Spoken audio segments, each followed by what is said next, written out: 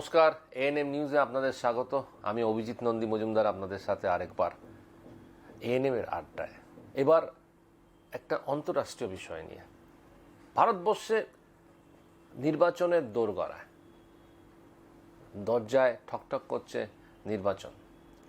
আর বাংলাদেশে কিছুদিন আগেই নির্বাচন হয়ে গেল, এসছেন শেখ হাসিনা সরকার। শেখ হাসিনা সরকার আসার পরে এই প্রথম একটা এক্সক্লুসিভ ইন্টারভিউ আমরা নিতে চলেছি বাংলাদেশের ভূমিমন্ত্রী, শেখ হাসিনা সরকারের ভূমিমন্ত্রী শ্রী নারায়ণ চন্দ্র সাহেবের সাথে। নমস্কার নারায়ণবাবু, আমাদের জন্য সময় দেওয়ার জন্য অসংখ্য ধন্যবাদ। নারায়ণবাবু, প্রথম যে প্রশ্নটা করব, এই যে একটা খুব শান্তিপূর্ণ আবহাওয়ায় বাংলাদেশের নির্বাচন হলো, কিন্তু অনেকে বলছেন বিরোধীবিহীন নির্বাচন, মানে বিরোধী পক্ষ ছিল না, তো আওয়ামী লীগ তো জিতবেই ধরেই নেওয়া গেছে। তো কিছু কিছু কটাক্ষ এই দিক থেকে এসছে বাংলাদেশের সরকারের বিরুদ্ধে, যদিও খুব শান্তিপূর্ণভাবে খুব সুন্দরভাবে নির্বাচন হয়েছে। তো এই যে উচ্চবাচ্য, এই বিরোধীহীন একটা নির্বাচন, এই নিয়ে আপনি কি বলেন? তো ধন্যবাদ আপনাকে। আমি আপনার প্রশ্নের উত্তরের প্রারম্ভই একটা কথা বলি যে আমি আমার গভীর শ্রদ্ধা নিবেদন করি বাংলাদেশের মহান স্থপতি জাতির পিতা বঙ্গবন্ধু শেখ মুজিবুর রহমানের প্রতি। তার যে স্বপ্ন ছিল মুক্তিযুদ্ধের চেতনার মাধ্যমে যে সেই বাঙালি জাতি বা বাংলাদেশের মানুষের অর্থনৈতিক মুক্তি, একটা যে মানুষ ভালোভাবে বসবাস করবে খেয়ে পরে সব দিক থেকে, সেই মুক্তির জন্যে তার যে স্বপ্ন ছিল, তার কন্যা, তার স্নেহের দুলালী, তার প্রথম সন্তান আমাদের মাননীয় প্রধানমন্ত্রী শেখ হাসিনা, তিনি বাবার কাছে থেকে তার প্রথম সন্তান হিসাবে পুরোটাই তিনি অবজার্ভ করেছেন এবং রপ্ত করেছেন। বঙ্গবন্ধুর মৃত্যুর পর আপনারা জানেন যে এই ভারতের তৎকালীন প্রধানমন্ত্রী বা সরকার এবং জনগণ, তারা জননেত্রী শেখ হাসিনা তার বোনকে 6 বছর এখানে তাদের থাকার ব্যবস্থা করে দিয়েছিলেন। পরবর্তীতে দেশে ফিরে তিনি আন্দোলন সংগ্রামের মাধ্যমে ক্ষমতায় আসছেন। প্রথমে 96 সালে 5 বছর, তারপরে 1 সালে আবার পরাজয়ের পরে 7টি বছর চলে গেল। 8 সালে নির্বাচনের পরে তিনি ক্ষমতায় আসছেন এবং পরপর এবার 4 বার তিনি প্রধানমন্ত্রী হয়েছেন। এখানে এই প্রশ্নটা আমি উত্থাপন করেছি, সেটার প্রাসঙ্গিকতা এই যে সেই স্বপ্ন বাস্তবায়নে তিনি একটাই কথা বলেন যে আমার বাবার স্বপ্ন বাস্তবায়নে দেশের মানুষের ভাগ্যের পরিবর্তন করার জন্য আমি রাজনীতি করি। সেই রাজনীতিতে তিনি এগিয়ে যাচ্ছেন এবং বাংলাদেশকে উন্নয়নের দিক থেকে একটা অনন্য উচ্চতায় নিয়ে গেছেন, যেটা সারা বিশ্ব সেটা স্বীকার করে। এখন প্রশ্ন হচ্ছে যে সম্প্রতি যে নির্বাচন আমাদের হয়ে গেল, সেই নির্বাচন নিয়ে আপনি যে প্রশ্নটা তুলেছেন, প্রশ্ন হচ্ছে যে আপনারাও একটা গণতান্ত্রিক স্বাধীন রাষ্ট্র এবং ভারত আমাদের অন্যতম বন্ধু রাষ্ট্র। যেহেতু আমাদের সেই স্বাধীনতার সময় 1 কোটি লোককে থাকতে দিয়ে, খেতে দিয়ে এবং আমাদের সকল মুক্তিযোদ্ধাদের ট্রেনিং দিয়ে, অস্ত্র দিয়ে সহযোগিতা, এবং সাথে সাথে ভারতের সশস্ত্র বাহিনী সার্বিকভাবে শেষ পর্যন্ত আমাদের মহান মুক্তিযুদ্ধে তারা সহযোগিতা করেছেন। আপনাদেরও প্রায় 18,000-এর মতো সৈন্য সেখানে রক্ত দিয়েছে স্বাধীনতায়। অতএব আমাদের যে বন্ধুত্ব ভারত এবং বাংলাদেশের একটা ঐতিহ্যগত, কৃষ্টিগত, সাংস্কৃতিক বা ভাষা বা জীবনযাত্রার দিক থেকে অবিভক্ত ভারতের একটা যে মিল ছিল, সেই মিলটাকে ধরে রেখে 71-এ কিন্তু আরো নতুন সংযোজন হয়েছে। রক্তের বন্ধনে আমাদের এই বন্ধুত্ব রয়েছে। আমরা বলতে এই যে বিশেষ করে যারা মুক্তিযুদ্ধের পক্ষের শক্তি, আওয়ামী লীগ সহ, তারা কিন্তু ভারতকে আমাদের অন্যতম বন্ধু হিসেবে আমরা মনে করি এবং ভারতও আমাদেরকে সেটা মনে করে। তো এখানে যে কথা আপনি বলেছেন যে আপনাদের রাষ্ট্রের সংবিধান আছে, আগামীতে নির্বাচন হতে যাচ্ছে এবং রাজনৈতিক দলগুলি মাঠে তাদের কেউ কাউকে আক্রমণ করছে, কেউ তার উত্তর দিচ্ছে ইত্যাদি। এটা তো রাজনৈতিক, এটাই প্রক্রিয়া, ডেমোক্রেসির প্র্যাকটিস। সেই প্র্যাকটিসের ভিতর দিয়ে নির্বাচন কিন্তু হয়ে যাবে এবং নির্বাচনটা পরিচালনা কিন্তু মূলত সরকার করেন না, করেন নির্বাচন কমিশন, তারা স্বাধীন। আমাদের মাননীয় প্রধানমন্ত্রী আগে কিন্তু নির্বাচন কমিশনে আমাদের স্বাধীন ছিল না, এবং একটা কথা শুনেছেন তত্ত্বাবধায়ক। হ্যাঁ, তত্ত্বাবধায়ক এই কথাটা আমাদের মাননীয় প্রধানমন্ত্রী একসময় বলেছিলেন এরশাদের টাইমে। তখন কোনো পদ না পেয়ে তিনি বলেছিলেন এবং বলেছিলেন পদ মানে অনলি ফর 3 টার্মস আমরা এটাকে এই পদ্ধতিতে সবাই মিলে করব, কিন্তু 3 টার্মের পরে যে আমরা একটা গণতান্ত্রিক শাসন ব্যবস্থায় ফিরে যেয়ে ঠিক গণতান্ত্রিক প্রক্রিয়া গণতন্ত্র এবং শাসনতন্ত্রের পরে নির্ভর করে নির্বাচন পরিচালিত হবে এবং নির্বাচনের জন্য একটা স্বাধীন নির্বাচন কমিশন থাকবে। সেটা তিনি আইন করে নির্বাচন কমিশনকে পৃথক করে দিয়েছেন। আগে কিন্তু নির্বাচন কমিশন প্রধানমন্ত্রীর অফিসের আন্ডারে ছিল, সেটা কিন্তু মাননীয় প্রধানমন্ত্রী জননেত্রী শেখ হাসিনা এটা সাংবিধানিকভাবে তাদেরকে পৃথক করে দিয়ে তাদের স্বতন্ত্র করে দিয়েছেন। তাদের বাজেট আলাদা এবং তারা নিজেদের বাজেট প্রণয়ন সহ সরকার শুধু মনিটারি সাপ্লাইটা তাদেরকে দিয়ে যাবে সহ সব কাজই তারা করেন। সেখানে স্বাধীনভাবে নির্বাচন কমিশন, প্রধান নির্বাচন কমিশনার সবকিছু হচ্ছে এবং একটা দেশের নির্বাচনের একটা নিয়ম কানুন অনুসারে সরকারের টার্ম থাকে। টার্ম শেষে তত্ত্বাবধায়ক সরকার আসার কোনো বিধান কোনো সংবিধানে বিশ্বের কোথাও নেই। বিরোধীরা কেন আসে? বিরোধীরা সেটা চায়। আমরা যেটা দেখেছি যে ওই তত্ত্বাবধায়ক সরকারের যে দুর্বলতা, যারা তত্ত্বাবধায়ক সরকার হয়ে আসেন ফর টাইম বিং তারা এসে নির্বাচনটা করে দিয়ে চলে যান। তাদেরকে অনেক সময় বাইরের রাষ্ট্রও প্রভাবিত করেছে এবং তারা কোনো দিকে প্রভাবিত হয়ে সেখানে মানে নির্বাচনকে বিতর্কিত করেছেন, সঠিক নির্বাচন হয় নাই। এবং এটা আমরা বেশি করে উপলব্ধি করি 2001 সালের নির্বাচনে, যে কারণে মানে নেত্রী বললেন যে 3 টার্মের বেশি এটা কথা ছিল না। দ্বিতীয়ত এই টার্মটা নিখুঁত না, বরং আরো বেশি ডিফেক্টিভ এবং যেটা নির্বাচনে কারচুপি মাঠে করার থেকে ঘরে বসে করাটা কর্তৃপক্ষ যদি করেন তাহলে সেখানে করার কিছু থাকে না। সে কারণে তিনি নির্বাচন কমিশনকে স্বাধীন করে দিয়েছেন, সরকারের অধীনে না। সেই স্বাধীন নির্বাচন কমিশনের অধীনে যে নির্বাচন, এই নির্বাচন বর্জন করলে যারা ক্ষমতায় থাকেন তাদের তো করার কিছু থাকে না। একদম মাননীয় প্রধানমন্ত্রী বারবার তাদেরকে বুঝাইছেন, তারা চাননি। আপনি যে জিনিসটা বলতে চাইলেন যে যেভাবে ভারতে নির্বাচন হয় সেইভাবেই বাংলাদেশে নির্বাচন হয়েছে। ভারতে হয়, ইংল্যান্ডে হয়, আমেরিকায় হয়। আমেরিকা কিন্তু সেখানেও তো, ইংল্যান্ডেও তো সেখানে অন্তর্বর্তীকালীন সরকার থাকে, নির্বাচন পরিচালনা করে কিন্তু নির্বাচন কমিশন। আমাদের কোনো তাই সরকারের সেখানে কোনো সে থাকে না। এবং এবারে নির্বাচন অত্যন্ত নিখুঁত এবং এখানে কিন্তু কারচুপির কথা কেউ বলতে পারে না।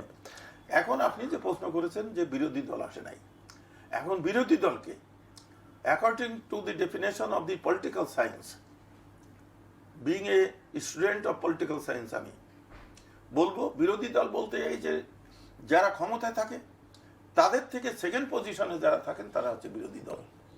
Not always a party is মানে মানে অপোজিশন পার্টি, তা না। এক নির্বাচনে ধরেন কথার কথা যে এখন কংগ্রেস বিরোধী রয়েছে, পরে নির্বাচনে কে ক্ষমতায় আসবে, কে বিরোধী হবে, সেটা কিন্তু সংখ্যা গরিষ্ঠতা এবং সংখ্যার ভিত্তিতে সেটা নির্ণয় হবে। অতএব সবাই কথা বলার সময় মনে করে যে এখানে বিরোধী দল মানে বিএনপি। আমি মনে করি তা না। বিএনপি তো ক্ষমতাই না, মানে তারা নির্বাচনই করেনি, তারা একটা অনলি এ পলিটিক্যাল পার্টি। এখন রাজনৈতিক বিরোধিতা করতে পারে কিন্তু রাজনৈতিক এখন মানে পার্লামেন্টে তারা কোনো পার্টি নাই। তাহলে এখন বিরোধী কে? বিরোধী ছিল তো সেকেন্ড জাতীয় পার্টি, তারা কিন্তু নির্বাচন করেছে। অতএব অন্য দল ব্যতীত নির্বাচন করেছে এ কথা তো সঠিক হবে না। জাসদ করেছে, তারপরে ওয়ার্কার্স পার্টি করেছে, আরো অনেকগুলি ছোট ছোট পার্টি করেছে, তৃণমূল, বিএনপি করেছে, দেখেছেন এরকম করেছে। একটা সিটও কেউ পেয়েছে, কেউ পায় নাই। এটা কিন্তু ভোটের ব্যাপার, এটা সরকারের কোনো ব্যাপার না। অতএব সেখানে প্রতিদ্বন্দ্বী কেউ ছিল না এ কথা বলা চলবে না। উপরন্তু মাননীয় প্রধানমন্ত্রী তিনি এই নির্বাচনকে আরো অর্থবহ এবং প্রতিযোগিতামূলক করার জন্যে সেখানে কিন্তু ওপেন করে দিয়েছিলেন।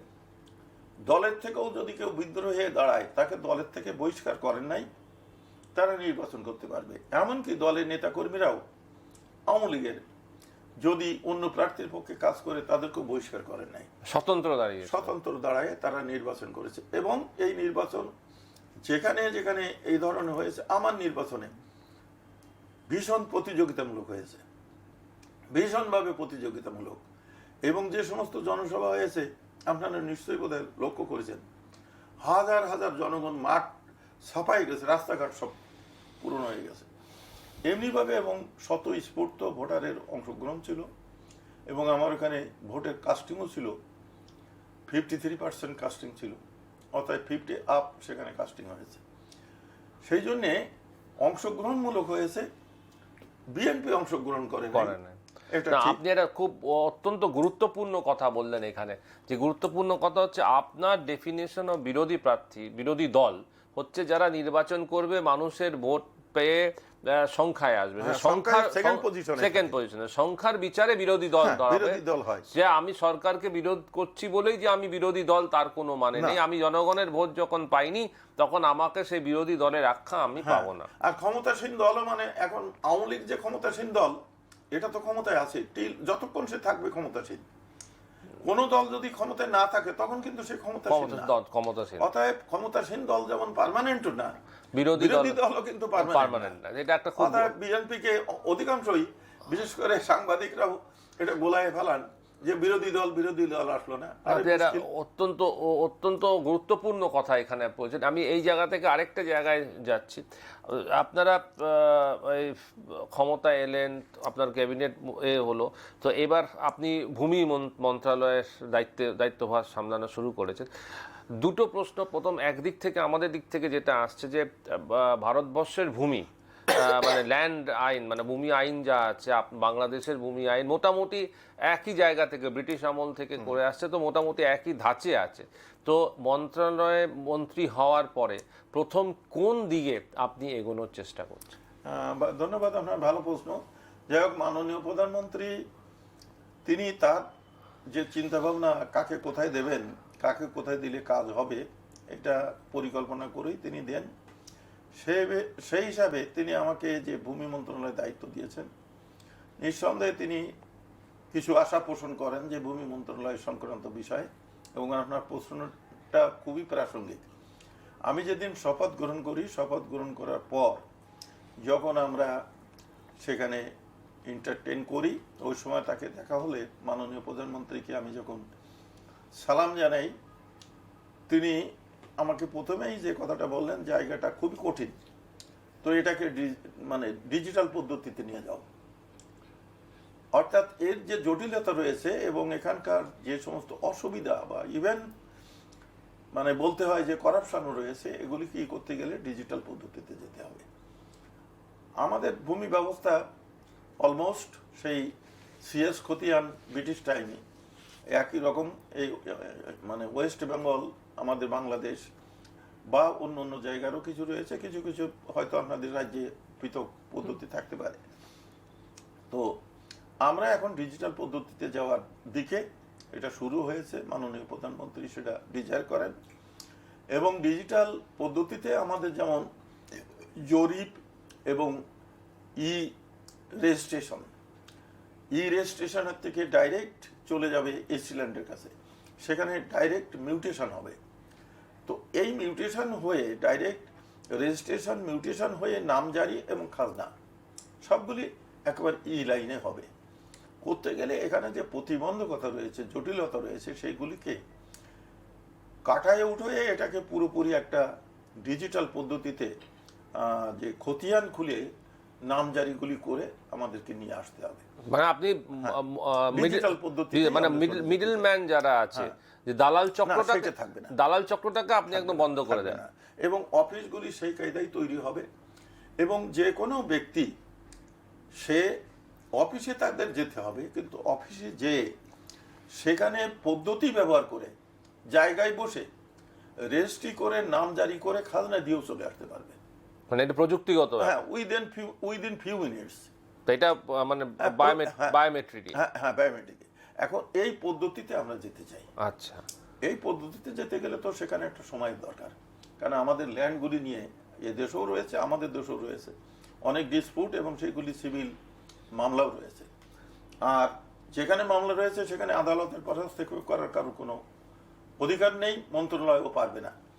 ফলে এগুলি মামলা যেগুলি কমপ্লিট হয়ে যাবে সেগুলি আমরা নিয়ে আসতে পারবো, বা সেখানে আমরা যখন এগোবো তখন জনগণও হয়তো স্বতঃস্ফূর্তভাবে কোর্টের মাধ্যমে ফয়সালা করে চলে আসতে পারে। এবং বিশেষ করে পার্টিশন কেসটা জনগণকে, এর সঙ্গে কিন্তু আমাদের জনগণের পার্টিসিপেশন একটা বড় জিনিস বলে আমি মনে করছি। কারণ যে কোনো এই বিষয়টাই টোটাল পিপুলকে নিয়ে, টোটাল পপুলেশনকে নিয়ে, আর টোটাল কান্ট্রির ম্যাপটাকে নিয়ে। ফলে এটাকে করতে গেলে তো সেখানে পিপুল রিলেটেড, তারা যদি ফুল কোঅপারেশন করে তাহলে কিন্তু আমাদের কাজগুলি সহজ হবে। এবং কোঅপারেশন করার দিক থেকে আমি যেটা ইতিমধ্যে অবজার্ভ করেছি, যে এখন যে মামলাগুলি সত্যের ব্যাপার একটা থাকলো আলাদা, কিন্তু অধিকাংশ মামলা রয়েছে শরিকে ভাগাভাগি, মানে যে কে পার্টি, মানে যে কে কোন অংশ নেবে, এগুলির ক্ষেত্রেও কিন্তু যদি পাবলিক কোঅপারেটিভ হয় এবং তারা যদি মিউচুয়ালি স্থানীয়ভাবে স্থানীয় নির্বাচিত প্রতিনিধির মাধ্যমে হোক অথবা এসি ল্যান্ড অফিসে বসেই হোক, তারা যদি জমিটাকে ভাগ করে প্লটিং করে ফেলায়, প্লটিং করে দিলে কিন্তু সাথে সাথে তখন ম্যাপিং হয়ে যাবে। হয়ে গেলে প্রত্যেকটা ইন্ডিভিজুয়াল খতিয়ানে প্রত্যেকে ইন্ডিভিজুয়াল ম্যাপ থাকবে, ওখানে কিন্তু একত্রিতভাবে আর কোনোটাই থাকবে না, তাহলে একেবারে ক্লিয়ার হয়ে গেল। এবং এগুলি হবে কি, যখনই এটা রেজিস্ট্রেশন হবে তখন ওই ব্যক্তি রেজিস্ট্রেশন করে দেবে তার only the land he possesses, এখানে শরিক নাই। সে যেটা ট্রান্সফার করে দিলে, টোটালটা দিলে টোটাল যিনি গ্রহীতা তার নামে যাবে। আংশিক যদি দেন, অংশটা নির্ণয় করে দিলে সেই অংশটুকু তার সেকেন্ড ম্যান যিনি গ্রহীতা তার নামে রেকর্ড হয়ে ম্যাপ হয়ে যাবে, তারও খতিয়ান আলাদা হয়ে যাবে। এইরকম পদ্ধতি করলে কিন্তু সিভিল যে কেস এটা অনেক কমে যাবে। তো এইটা আপনি কত সময়সীমা কিছু রেখেছেন? না, সময়সীমা আমরা যেটা করছি, আমরা মনে করছি আমরা ইতিমধ্যে 2টা গ্রুপকে টেক আপ করেছি, কিছু কিছু জেলা, কিছু কিছু উপজেলা এবং পর্যন্ত ইউনিয়ন পর্যন্ত। টোটাল নিতে আমাদের যেটা আমরা করছি, আমরা 3 থেকে 3.5 বছরের ভিতর আমরা টোটালটাকে কভার করার একটা চেষ্টা করব করে, এবং কিছু লিটিগেশন যেগুলি থাকবে সেগুলি হয়তো পর্যায়ক্রমে নিয়ে যাওয়া যাবে, তবে ম্যাক্সিমামটা আমরা কভার করে নিয়ে আসতে পারবো আশা করছি। আচ্ছা, খাজনা এবং রাজস্ব বাড়ানোর দিকে আপনি কি অন্য কোনো ধ্যান দিচ্ছেন? না, অন্য কোনো দিকে আমরা যাব না, যেহেতু জাতির পিতা 25 বিঘা পর্যন্ত খাজনা সেটা মাফ করেছিলেন কৃষকদের, অতএব কৃষকদের পরে আমরা অতিরিক্ত কোনো কর খাজনা আরোপ করব না, তাদের সহায়তা করব। তবে এখন অকৃষি জমি বা বাণিজ্যিক যেগুলি রয়েছে বা যেখানে, এবং এর ভ্যালুয়েশন অনুসারে শিল্প এলাকা যেখানে, সেখানে ব্যবসা বাণিজ্যের যে প্রগতি বা এবং যে উন্নতি রয়েছে তার সঙ্গে করে মডার্ন আমাদেরকে কিছু করতে হবে, যাতে রেভিনিউটা সরকারে আসে, কারণ সরকারও তো রাজস্বের দরকার রয়েছে। আমরা সেটা সময়ভিত্তিক এবং জাস্টিফাইড একটা সিদ্ধান্ত দিকে যাওয়ার মানসিকতা রয়েছে, এখনো কোনো সিদ্ধান্ত যাই নাই। তো সেই সিদ্ধান্ত নিয়ে এখনো চিন্তা ভাবনা চলছে? হ্যাঁ, চিন্তা ভাবনা রয়েছে। এই ছাড়া, এই 2টা জিনিস ছাড়া আর ভূমি মন্ত্রণালয় সংক্রান্ত কোন দিকে আপনি আপনারা? আরেকটা রয়েছে যেটা আমাদের মাননীয় প্রধানমন্ত্রী ইতিমধ্যে বারবারই করেছেন, 3 ফসলি জমি 2 ফসলি জমি, এগুলিকে কৃষি জমির মানে শ্রেণী পরিবর্তন করা যাবে না। সেজন্য এটা শ্রেণী পরিবর্তন যদি করা না যায়, তাহলে এখন আপনি ল্যান্ড হোল্ডার, আপনার 3 ফসলি কোনটা 2 ফসলি কোনটা আপনি জানেন, but government does not know it, সরকার এটা জানে না। এখন সরকারকে জানতে গেলে ম্যাপিং করতে হবে, জোন ম্যাপিং, সেখানে 3 ফসলির একটা চিহ্ন থাকবে, কালার থাকবে, 2 ফসলির কালার থাকবে, 1 ফসলির কালার থাকবে। মানে এটা জনবসতি এলাকা, এটা হচ্ছে বাণিজ্যিক এলাকা, এটা শিল্প এলাকা, এরকম এলাকাটাকে জোনটাকে ভাগ করতে হবে।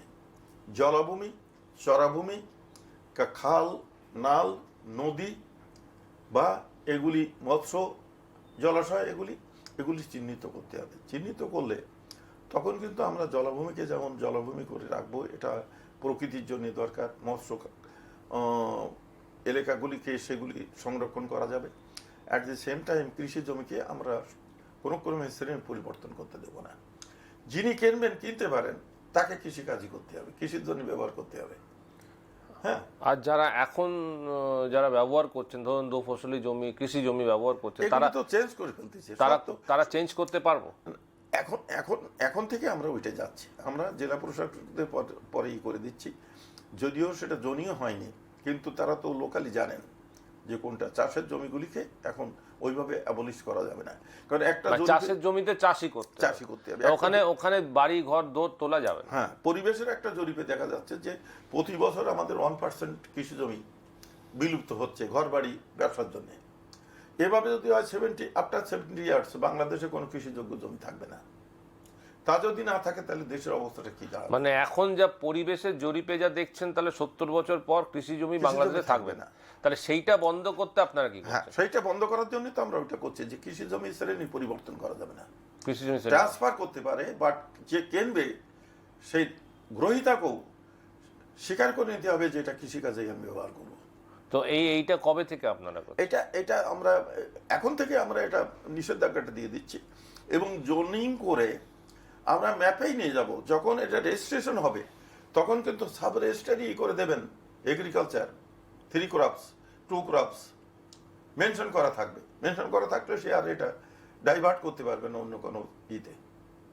আচ্ছা, তো এইটা একটা বিরাট বড় একটা পদক্ষেপ, এবং এটা যদি সুষ্ঠু সুন্দরভাবে আমরা অ্যাপ্লাই করতে পারি, যেটা মাননীয় প্রধানমন্ত্রী চাচ্ছেন, তাহলে বাংলাদেশের ভূমি ব্যবস্থাপনা একটা অত্যাধুনিক যুগে চলে আসবে, এবং এগ্রিকালচার জমির একেবারে ফুললি সেভ হবে, এবং সেখানে ইন্ডাস্ট্রি বা অন্য জোনগুলি আলাদা হয়ে যাবে, এবং জোন ভিত্তিক সেখানে পরিবেশ সংরক্ষণ। এখন কিন্তু পরিবেশ একটা বড় জিনিস, পরিবেশের ভারসাম্য রক্ষা করাও একান্তভাবে দরকার, এবং সেইটাকে লক্ষ্য রেখে আমরা কাজ করব, যাতে আগামীতে আমাদের নতুন যে প্রজন্ম আসবে তারা পরিবেশ বিপর্যয়ের ভিতর যাতে না পড়ে। আচ্ছা, এই আপনার ভূমি মন্ত্রণালয়ে আপনার যে এই যে জমি আপনারা হারাচ্ছেন, মানে বাড়ি ঘর ধরে এবং ব্যবসা বাণিজ্যে, সেইটাকে তার কোনো জরিপ আপনারা কি করতে চলেছেন? জরিপে পর্যন্ত পুরোপুরি নাই, তবে আমরা যেটা বুঝতে পারছি এই হিসাবটার থেকে পরিবেশের 1% তো কৃষি জমি হারাচ্ছে না। আপনার নিজেরা নিজেরা এই পর্যন্ত করা হয় নাই, করতে যাবেন। এখন আমরা এটা শুরু করব, এবং এটা প্রোটেকশন দিয়ে আমাদের জরিপের সাথে সাথে কতটা এগ্রিকালচারাল ল্যান্ড আমাদের হয়ে গেছে, অর্থাৎ অন্য কাজে ইউজ হয়ে গেছে, এটাও আমরা বের করে নিয়ে আসার চেষ্টা করব। এবং এটা পারা যাবে যখন আমরা ম্যাপ করব, তখন তো একেবারে আপনার স্যাটেলাইটের মাধ্যমে, তাহলে দেখা যাচ্ছে যে সেখানে অক্ষাংশ অংশ এটাকে নির্ণয় করে যখন বাংলাদেশের অবস্থান সহ সমস্ত ম্যাপটাকে আমরা নিয়ে আসবো, তখন সিএস এর একটা খতিয়ানে পরে যে একটা মৌজায়, সেখানে কিন্তু এগ্রিকালচারাল ল্যান্ড কি ছিল এটাও কিন্তু বের করে নিয়ে আসা যাবে। এখন কি পজিশনে আছে, আমাদের কতটা লস্ট এই পর্যন্ত হয়ে গেছে, কত কৃষি জমি আমাদের অন্য কাজে চলে গেছে, এটাও কিন্তু আমরা নিয়ে আসতে পারবো। নিয়ে আসলে আমরা কিন্তু তুলনামূলকভাবে দিতে পারবো যে বাংলাদেশে একসময় এত কৃষিযোগ্য জমি ছিল, আবাদি জমি ছিল, কিন্তু তার থেকে এত পরিমাণ জমি কিন্তু এখন অকৃষিতে চলে গেছে, বাকি এইটা আছে। আর এটাও আমাদের জন্য একটা হুঁশিয়ারি দিয়ে যায় যে জনসংখ্যা যেভাবে বৃদ্ধি, খাদ্যের নিরাপত্তার জন্য নিজেদের পরে যদি নির্ভরশীল থাকতে হয়, তাহলে আমাদের কৃষি জমির অপচয় আর কোনো ক্রমে করা যাবে না। অন্য যা কিছু ডেভেলপমেন্ট হোক না কেন, কৃষি জমি বাদে যা আছে তার ভিতর দিয়ে আমাদেরকে সবকিছু করতে হবে। মানে কৃষি জমি হারানো চলবে না, কৃষি জমি রেখে আমার ডেভেলপমেন্ট করতে লাগবে, নাহলে খাদ্য নিরাপত্তা এবং নিজের দেশে তৈরি খাদ্য আমরা পাওয়া যাবে, পরিবেশের ভারসাম্য নষ্ট হয়ে যাবে। তথাকথিতভাবে আপনাদের যেটা খাদ্য তৈরি করা, যেটা কৃষি চাষবাস করা, এইভাবে যদি কৃষি জমি আপনারা হারাতে থাকেন, তাহলে চাষবাসেরও আগামী দিনে সমস্যা দেখা যায়। তারপরে আমাদের যে বন অঞ্চলকেও সংরক্ষণ করতে হবে পরিবেশের জন্য। তারপরে বসতি এলাকাও কিছু কিছু সবুজ বৃক্ষরোপণ, এগুলিও কিন্তু ম্যাপে চলে আসবে। আচ্ছা, হ্যাঁ, এগুলি ম্যাপে চলে আসবে, কারণ মানুষ যেখানে বসবাস করবে সেখানে গাছপালা একান্তভাবে অপরিহার্য। একদম নারায়ণবাবু বললেন পুরোটাই ডিজিটাল, ভূমি মন্ত্রণালয় পুরো ডিজিটাল ল্যান্ড রেকর্ড তৈরি করতে চলেছেন, এবং সাথে সাথে কৃষি জমি সব থেকে গুরুত্বপূর্ণ যেটা, যে বাংলাদেশ যাতে কৃষি জমি আর না হারায় তার দিকে নজর দিচ্ছেন ভূমি মন্ত্রণালয়ের মন্ত্রী শ্রী নারায়ণ চন্দ্র। অসংখ্য ধন্যবাদ আমাদের সঙ্গে কথা ধন্যবাদ বলার আপনাকে। জন্য, এবং এই অত্যন্ত গুরুত্বপূর্ণ কিছু তথ্য আপনি দিলেন, যেটা আগামী দিনে মানুষের জন্য অত্যন্ত মানে যে খবর খুব নিজেদের মনে হবে, এবং এই খবরের বেসিসে অনেক কিছু ওনারা জানতে পারলেন। তো আমরা, আপনারা দেখতে থাকুন এএনএম নিউজ। আগামী দিনে আবারও আমরা এরকম অত্যন্ত গুরুত্বপূর্ণ বিষয় নিয়ে আলোচনা করব। নমস্কার, দেখতে থাকুন এএনএম নিউজ। নমস্কার আপনাকে, আপনার সাক্ষাৎকারের জন্য আমিও মানে নিজেকে ধন্য মনে করছি যে এটা। নমস্কার।